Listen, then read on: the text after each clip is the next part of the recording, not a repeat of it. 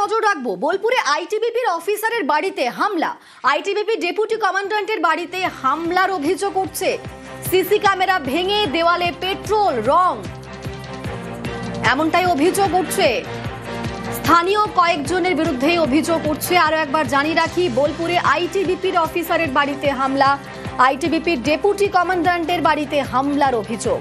CC camera ভেঙে দেওয়ালে petrol রং, স্থানীয় কয়েকজনের বিরুদ্ধে অভিযোগ উঠছে। ঠিক কি অভিযোগ শুনবো। ট্রেনে প্রতিনিয়ত বাড়ির ক্যাচেরা যাবতীয় আবর্জনা ওখানে ফেলে অত্যাচার শুরু করে। দাদা আসেন, দাদা বলেন আমার ওপর চড়াও হয়। পাড়ার কয়েকজন মহিলা এবং ছেলে মিলে বাড়ির সামনে পেট্রোল ছিটিয়ে দেয়। তার আগে আলকাতরা ছিটিয়ে দিয়েছে। বাড়িতে ক্যামেরা ভাঙার চেষ্টা 2-3 দিন ধরে চলছে। লাইনটাকে অফ করে দেয়। এরা চাইছে যে আমি হয়তো এখান থেকে বাড়ির ঘর বিছিয়ে দিয়ে চলে যাই।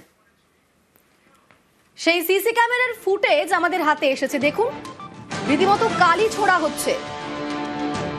বোলপুরে আইটিবিপি ডেপুটি কমান্ডার, তার বাড়িতে হামলা এবং সিসি ক্যামেরা দেখা যাচ্ছে যে দেওয়ালে পেট্রোল রং ছুঁড়ে দেওয়া হচ্ছে। একজন মহিলা সেই কাজ করছেন। আমাদের সঙ্গে রয়েছেন প্রতিনিধি ইন্দ্রজিৎ। আমরা সেই সিসি ক্যামেরার ফুটেজটা দেখলাম, কিন্তু যে মহিলা এই কাজটা করছেন কেন করলেন? দেখো, একদমই যেটা বলে রাখবো, প্রতিবেশীরা যেটা জানাচ্ছেন যে ওই যে নর্দমার কথা বলা হচ্ছে, সেই নর্দমাতে উনিও ময়লা ফেলেন। আর এই নর্দমাকে ময়লা ফেলাকে কেন্দ্র করেই কিন্তু পাড়া প্রতিবেশীদের সঙ্গে ওনার বিবাদ, এমনটাই কিন্তু জানা যায়। যদিও তার যিনি অভিযোগ করছেন ডেপুটি কমান্ড্যান্টের স্ত্রী, তিনি যেটা জানাচ্ছেন যে না, আজ পর্যন্ত তিনি ওই নর্দমায় কোনো ময়লা ফেলেননি। আর ওই ময়লা ফেলাকে বাধা দেওয়াতেই তাদের প্রতি এরকম আক্রোশ করছে প্রতিবেশীরা। তাদের বাড়িতে কোনো সময় কালি ছুড়ে দিচ্ছে, বা গত রাত্রে যে ঘটনা ঘটে, সবথেকে ভয়ঙ্কর ঘটনা তিনি যেটা বলছেন, বাড়ির দেওয়ালে পেট্রোল ছুড়ে দেওয়া হয়েছে, আগুন লাগিয়ে দেওয়ার হুমকি দেওয়া হয়েছে, পুড়িয়ে মেরে দেওয়ার হুমকি দেওয়া হয়েছে, এমনটাই কিন্তু তারা জানাচ্ছে।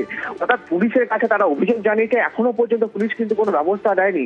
শুধুমাত্র 2-1বার এসেই তাদেরকে বলে চলে যাওয়ার পর প্রতিবেশীকে বলে চলে গেছেন, এবং তার পরবর্তী সময়তেই কিন্তু বারবার একই ধরনের ঘটনা ঘটছে, এমনটাই কিন্তু জানাচ্ছে ডেপুটি কমান্ড্যান্টের স্ত্রী। ইন্দ্রজিৎ, ওই মহিলাকে কি এখনো পর্যন্ত আটক কিংবা জিজ্ঞাসাবাদ কিছুই করা হয়নি?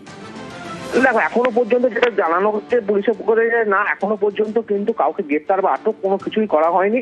কারণ একটা অভিযোগ এসেছিল, সেই অভিযোগের ভিত্তিতে পুলিশ গিয়ে দেখে এসেছে।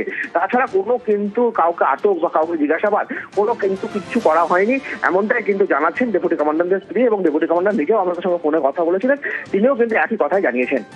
বেশ, আর যার বিরুদ্ধে অভিযুক্ত মহিলা, তিনি কি বলছেন শুনুন।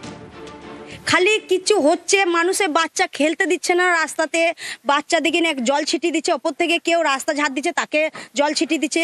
এগুলো তো কেউ সহ্য করবে না বলুন? ওইখান থেকে লোক নিয়ে এসে হায়ার করে এসে তোদের দিন সবকে এইখান থেকে উড়িয়ে দেবো। আর আমাদের 6 জনের নামে কেস করেছে পুলিশকে, আমাদের সবকিছু জানানো হয়েছে, উনিও জানিয়েছে, আমরাও জানিয়েছি।